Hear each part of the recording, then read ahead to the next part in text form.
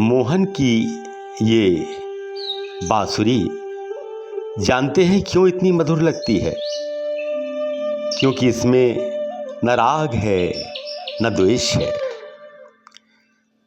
18वीं कड़ी में हमने गीता के 52वें श्लोक, अध्याय 2 के 52वें श्लोक की विवेचना करते हुए ये कहा था कि जैसे ही ये स्थिति आती है, अर्थात राग द्वेष भाव से मुक्त कर्तव्य पालन करने का भाव मन में उदित होना, वैसे ही आप मोह के दलदल से निकल आते हैं। एक बार फिर स्मरण कराऊं आपको उस 52वें श्लोक को। मोहन ने कहा था, यदा ते मोह कलिलम बुद्धि व्यर्तितरिष्यति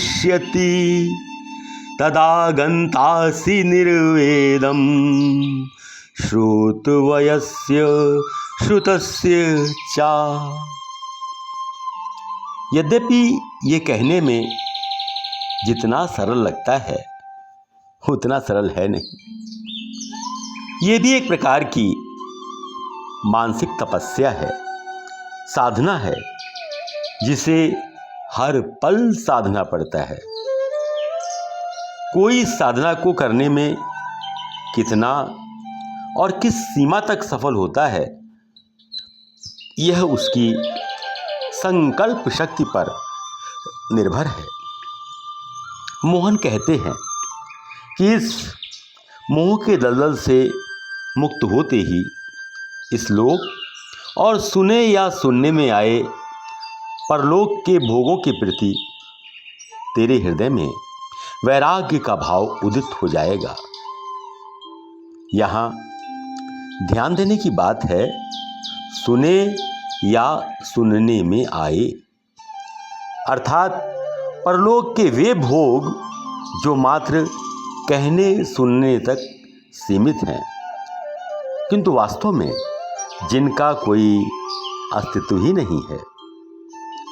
उनका अस्तित्व बेशक ना हो, बेशक वे नितांत काल्पनिक हों, किंतु सुनकर भी उनके प्रति एक लालसा, उनको पाने की इच्छा, ये तो मन में उत्पन्न हो ही जाती है।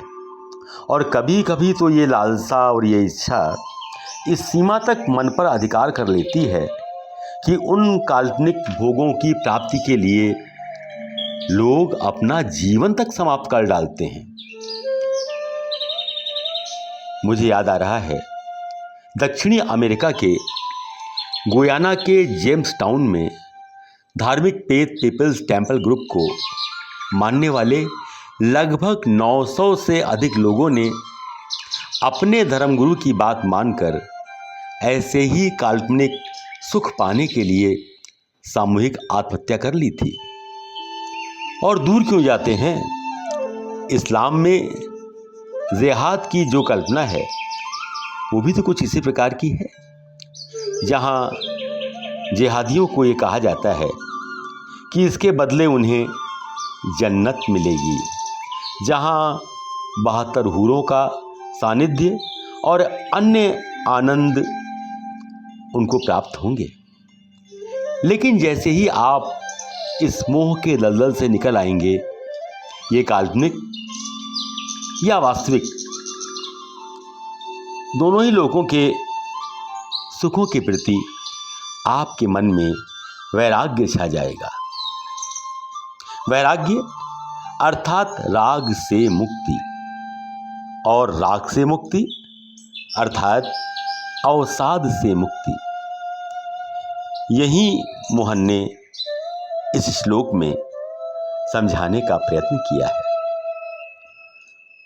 यहां एक प्रश्न उठता है कि मोह के दलदल से मुक्ति भला अवसाद से मुक्ति कैसे दिला सकती है? तो यहां हम स्पष्ट कर दें कि अवसाद का कारण ही मोह है। हमारा जिसके प्रति मोह है, हम उससे उसके बदले में उसी प्रत्युत्तर की अपेक्षा करते हैं। और यदि ये अपेक्षा पूरी नहीं ना हो तो हमें दुख होता है, और दुख का यही भाव अवसाद को जन्म देता है। उदाहरण के लिए हम पुत्र मोह वाली बात ही आपको याद दिला दें। पुत्र के प्रति आपने तो मोहवश अपना पूरा समर्पण कर दिया, उसे देखे बिना एक पल भी चैन नहीं, उसकी हर इच्छा की पूर्ति की तन मन धन से आप जो कुछ भी उसके लिए कर सकते थे वो आपने किया। अब मान लीजिए कि वही पुत्र यदि आपका कहना ना मानकर अपनी मर्जी से विवाह कर लेता है, या आप चाहते हैं कि वह आपका व्यापार संभाले, किंतु वह तो नौकरी ज्वाइन कर लेता है, जाहिर है कि इससे आपके हृदय को आघात लगेगा ही लगेगा, और उसके प्रति एक आक्रोश भी पैदा होगा। ये आघात और ये आक्रोश, ये दोनों मिलकर आपके अवसाद का कारण बनेंगे। इसी कारण मोह से मुक्ति अवसाद से मुक्ति है। और यदि आप इस मोह के दलदल से निकल आए तो सारे भोगों के प्रति, चाहे वे इस लोक के हों या परलोक के, वास्तविक हों या काल्पनिक, उन सब के प्रति आपके मन में उनको पाने की, उनको भोगने की कोई इच्छा नहीं रहेगी। स्पष्ट है कि यह स्थिति आपको स्थायी आनंद भाव की अवस्था में ले जाएगी। यही इस 52वें श्लोक का मनोवैज्ञानिक विश्लेषण है। धन्यवाद।